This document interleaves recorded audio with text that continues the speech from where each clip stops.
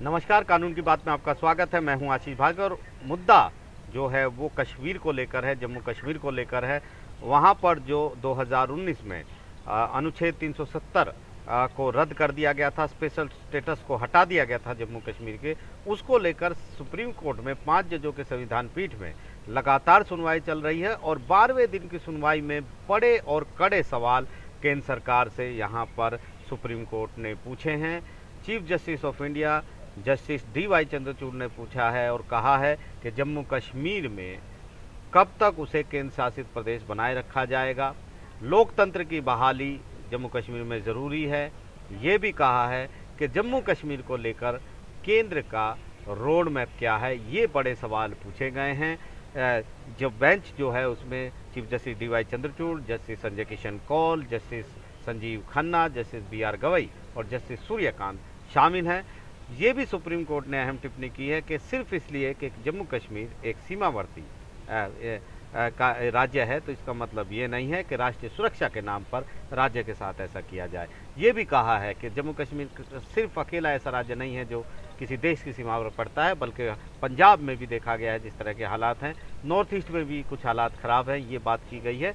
और ये भी पूछा है कि क्या केंद्र यानी संसद के पास ये शक्ति है कि वो किसी राज्य को केंद्र शासित प्रदेश में बदल दे, और अगर ये शक्ति है तो फिर इस बात की क्या गारंटी है कि केंद्र सरकार जो है इस शक्ति का दुरुपयोग किसी और राज्य के खिलाफ नहीं करेगी। ये बड़े सवाल हैं। सुप्रीम कोर्ट ने ये सवाल उठाए थे और उसके बाद कहा था कि सॉलिसिटर जनरल तुषार मेहता इनके जवाब लेकर उनके पास आए।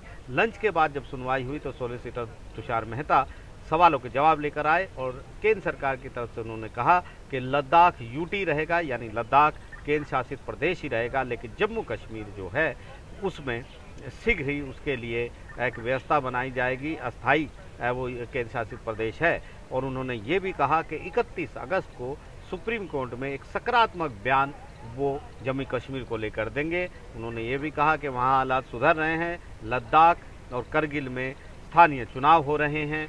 उन्होंने ये भी कहा कि केंद्र सरकार के पास ये शक्ति है, लेकिन अब आगे जो है जम्मू कश्मीर को पूर्ण राज्य का दर्जा वापस देने के लिए कदम उठाए जा रहे हैं।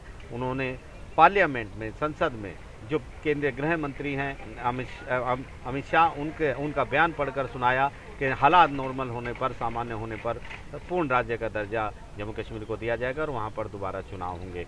तो काफ़ी अहम है ये बात। 31 अगस्त का दिन काफ़ी अहम होगा जब केंद्र सरकार आकर बताएगी कि जम्मू कश्मीर में कब चुनाव होने हैं, उनके लिए रोड मैप क्या है। ये तमाम बड़ी बातें यहाँ पर कही गई हैं केंद्र सरकार की तरफ से। सुप्रीम कोर्ट ने बहुत बड़े सवाल पूछे आज सुनवाई में। सुप्रीम कोर्ट ने ये भी पूछा कि जब वहाँ पर ना जो असेंबली थी, ना ही वहाँ पर विधानसभा थी, ना ही कॉन्स्टिट्यूएंट असेंबली थी, तो फिर किसने इस बात की इजाज़त दी, सहमति किससे ली गई, ये तमाम सवाल पूछे गए। ये भी कहा गया कि किस प्रक्रिया के तहत 370 को हटाया गया, क्या 370 को हटाने के लिए 370 का ही सहारा लिया गया, किस तरीके से ये सब बदलाव हुआ।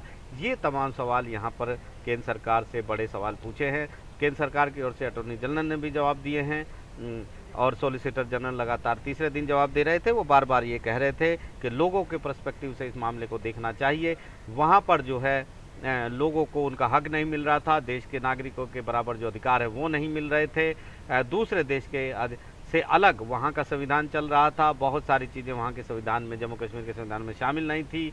ये तमाम ऐसे थे और ये फैसला करके 2019 अगस्त में केंद्र सरकार ने, संसद ने जम्मू कश्मीर का पूरी तरह भारत में एकीकरण किया है। और ये भी कहा कि जम्मू कश्मीर के हालात किसी एक राज्य से उनकी तुलना नहीं हो सकती। पाकिस्तान के वो बॉर्डर पर है, लगातार वहाँ पर आतंकवादी घटनाएं होती हैं, पत्थरबाजी होती है, तमाम तरह की दिक्कतें हैं।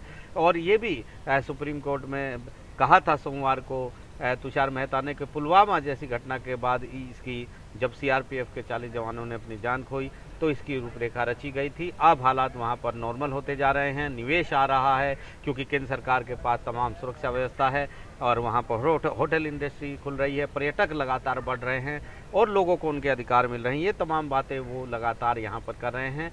तो एक अहम सुनवाई यहाँ पर हो रही है। चीफ जस्टिस DY चंद्रचूड़ ने एक सवाल पूछा है और जो अटॉर्नी जनरल है उनसे पूछा है कि एक आप क्या कहना चाहते हैं कि जो 26 जनवरी 1950 को जो भारत का संविधान बना था, तो क्या उस समय पूरा एकीकरण विलय ये नहीं हुआ था?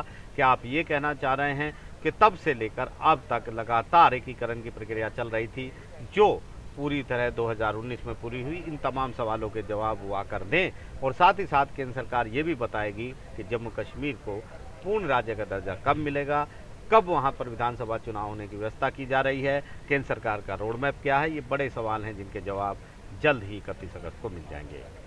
नई दिल्ली से आशीष भार्गव, एनडीटीवी इंडिया।